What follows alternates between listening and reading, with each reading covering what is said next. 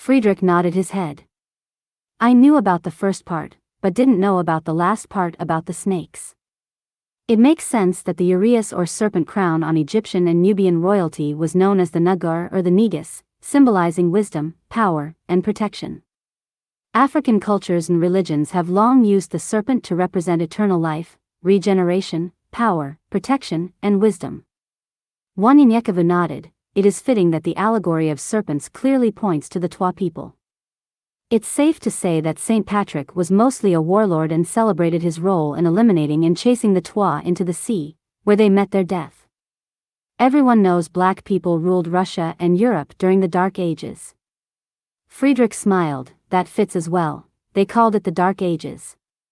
Wanyenyekevu smiled. You sound like me, and I'm interested to know more about you, and how you came to this part of the country, all the way from south. Excuse me, Azania?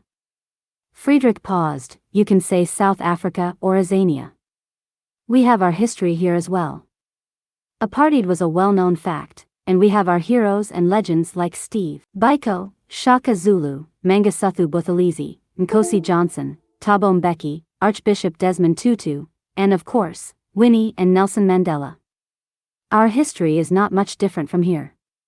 Anyway, from North America, my ancestor Eddie Jerome Updike was a powerful warrior for Sabaoth, and my great-ancestor, his mother, Akelamelech, said this to keep us on track. Wanyenyekevu interrupted him. Hold on, I heard that name quite a few times since I've been on this journey.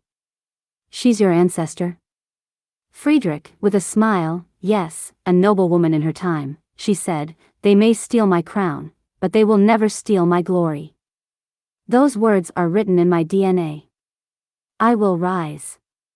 Friedrich paused. She served Sabaoth and brought many to knowledge and wisdom, and many of her descendants and followers kept the faith to the present day. She, too, kept the faith, and I did too until my father died, and I became one of the most infamous murderers of all time. I killed the men who murdered my father and anyone who spoke down on my people, no matter their color, race, creed, or gender. I was an angry militant drunk. Hell, if they talked badly about our women, dead. Traveled the world, killing racist people. When I was about your age, I was on my way to Israel to kill some of those fake-ass Jews, but I had to pass the old ruins of the Ethiopian Orthodox Tewahedo Church, which claimed to possess the Ark of the Covenant, or Tablet, in Aksum, where I met a man who later. Wanyenyekevu interrupted. Mletsi. Friedrich said, but of course, Mletsi. That was 15 years ago, and I have the gift of the Shekinah glory. Only enlightened people see it. I just glow like a bright light to them, and I can charge you back up when you're weak and down with a touch. That's my gift, a spiritual battery charger. Oh, and evil cannot come near at all. It burns them to come at least 50 yards. I can feel their spirit burning, like a tingling sensation. Wanyenyekevu was excited about hearing Friedrich's story. But how did you get here? And in jail, on top of that. Friedrich laughed. That's a long story, but it involves that man that was just arrested. While here, I found that book in my cell, and I just started reading it to help the time pass. When I got to that part that you heard me reading, I heard Mletsi say, meet Frederick Douglass, Harriet, and you came to my cell. Wanyenyekevu shook his head. Well then, come meet the rest of us. Friedrich said, the 12, right?